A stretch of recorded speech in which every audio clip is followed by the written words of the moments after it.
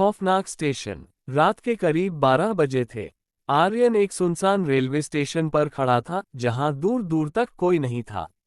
उसे शहर जाने के लिए आखिरी ट्रेन का इंतजार था, लेकिन घड़ी की सुइयां आगे बढ़ती जा रही थी और ट्रेन का कोई अता पता नहीं था।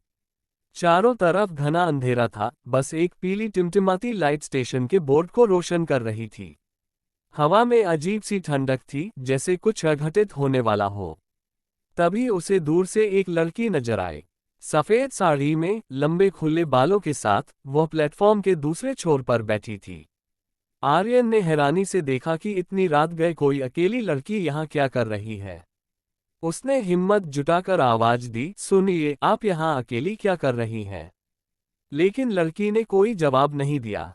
आर्यन को अजीब लगा। उसने अपने फोन की फ्लैशलाइट ऑन की और उसकी तरफ बढ़ने लगा। जैसे ही रोशनी लड़की के चेहरे पर पड़ी, आर्यन का खून जम गया। लड़की का चेहरा जला हुआ था, आंखों से काले आंसू बह रहे थे और होठों पर एक अजीब सी मुस्कान थी। अचानक वह लड़की अपनी जगह से गायब हो गई और उसके पीछे से एक धीमी सी हंसी सुनाई देने लगी। आर्यन का दिल जोरों से धड़कने लगा।